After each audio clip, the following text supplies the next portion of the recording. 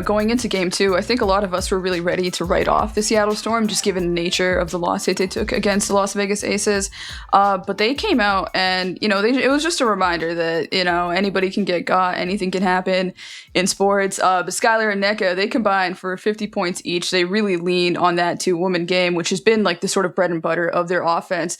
But the other thing that I thought was really interesting was this is a team that's been straddling 2 timelines basically all season long, right? Like they drafted Dominique Malonga, 19-year-old 6'6" French wonderkind, who really struggled in game 1 in a way that made you wonder what her role was going to be for the rest of the series. Like definitely had that welcome to the league moment delivered by A'ja Wilson, and her ability to bounce back in game 2 was the highlight to me. Like that's a silver lining you take away regardless of what happens if you're a Seattle Storm fan. Like you have Dominique Malonga on your team now. She comes in as a double-double, completely changes the complexion of the game in the 4th quarter with her defense on A'ja Wilson. There was a moment where, she was about to get off in transition. Las Vegas takes a take foul. We were about to see a dunk. We were about to see Malonga's first career dunk. And go ahead.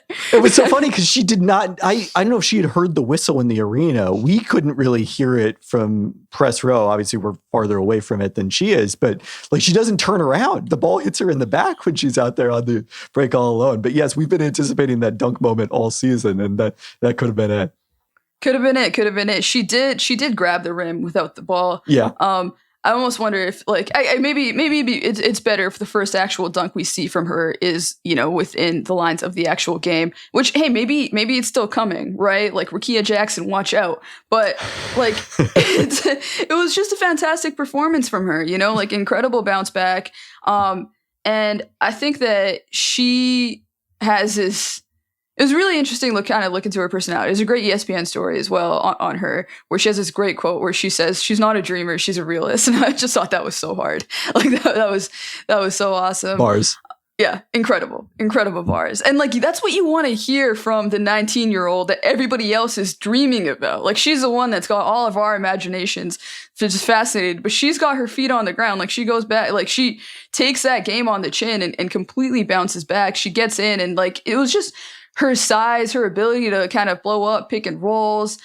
She's rebounding. She finds Erica Wheeler for a huge 3. But really the biggest thing was what she did against A'ja Wilson, who was having no problems against Ezi Magmagor all night long. And then all of a sudden, Dominique Malonga gets into the game, and A'ja Wilson just can't even see daylight anymore.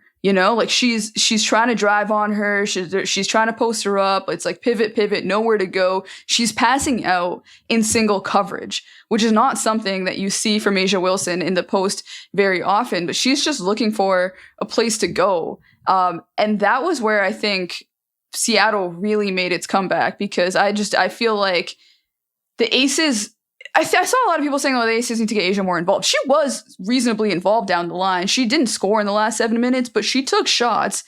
She just missed them. She got touches. She just had to pass out of them. And there were some questions about whether it's a health thing. She did have a bit of an injury. I watched it again. Her whole demeanor changed as soon as Malonga got in the game. Right before that, she had taken Ezi Magmagor to the rim on what should have been a play that actually got her free throws, but it ended up just being a foul. And from there on out, it was Malonga for the rest of the game. And, it's definitely some Seattle lineup stuff to talk about as well. But that was where the game turned to me.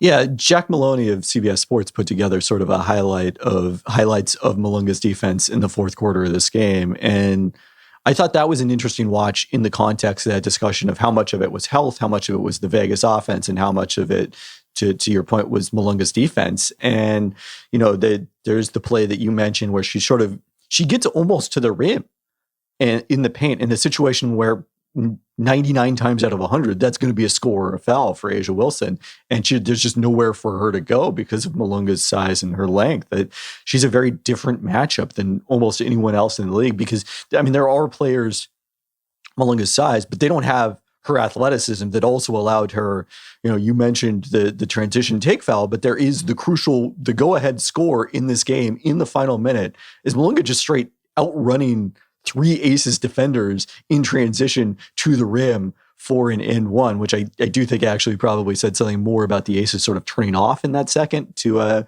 Becky Hayman's frustration than more that she was just that fast. But there's still not a lot of players in the league who even in the context of that would be able to make that play, and she can do it. And going back to game one, I think one of the benefits of the Storm getting blown out, the silver lining of that was Malonga got to play a ton in the second half. The game slowed down for her a little bit. She got to make that adjustment to this is what WNBA playoff basketball is like, having never experienced that before. And I talked to her a little bit about that at shoot around on game two, and then was considerably more comfortable from the jump in game two. But still, what we saw in the fourth quarter, it came to some degree out of nowhere. And that's been a storyline of the Storm season. Anytime you have expectations about the 2025 Storm, when things seem like they're going well, they're going to find a way to surprise you. And then anytime you give up on the Storm, conversely, as people did after that blowout loss in game one, they're going to surprise you in the opposite way. This is a team that lost to every team in the league and conversely beat everyone but Indiana, won 2 games against every playoff team but the Fever, including the Aces. They can, when they are on, and particularly when they're making threes, as they did in game two, they can play with anyone, and makes it hard to know what to expect coming out tonight in game three. The single most frustrating team I have watched in a very, very long time, because they are so talented. They're so talented. They've got 4 stars in their starting lineup, and they've got this dynamo rookie. They've got Erica Wheeler coming off the bench. What like a potential would have been a 6th Woman of the Year candidate had she not been in the starting lineup for as long as she was earlier in the season. Just, they can do things defensively that I don't think any other team in the league can. They suffer a little bit on the rebounding end, as we've talked about, but their personnel just gives them so much versatility. I really don't know what to expect from tonight. I'm really curious what lineups they end up playing as well. Brittany Sykes this series has just not really been able to contribute in the way that you would expect from a star who, was traded to your team. And this is not really a personal admonition as much as I just feel like she hasn't really been able to find her way or figure out her fit on the team. They've had a negative 20 net rating with her on the court this series. Even in this game, we talk about Malonga checking in. Erica Wheeler checks in at the 7-minute mark.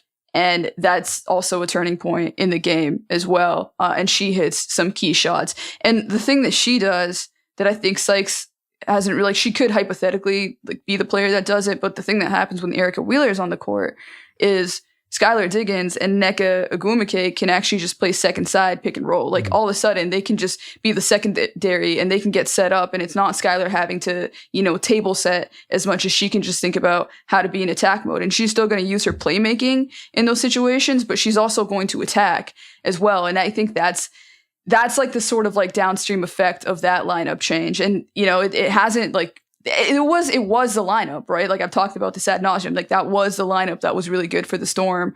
Once they figured it out, but I wonder if like do you go outright and start that lineup? Do you just kind of like play it a lot more? How does that go with Malonga too? What kind of night do you get out of Malonga? Like I feel like Asia is also the type of player where you want to throw her different looks. Like you can't necessarily expect to replicate what happened with Dominique. And also I think Ezzy is actually one of the better Asia defenders in the league, and probably was a better defender in game 1 against her than Malonga was when Malonga got a lot of those minutes as well. And I don't know. I think and all of this is like contingent on the Seattle Storm actually showing up as like the Seattle Storm that we know that they can be. And if they do show up as that team, I think we're going to get a fantastic game.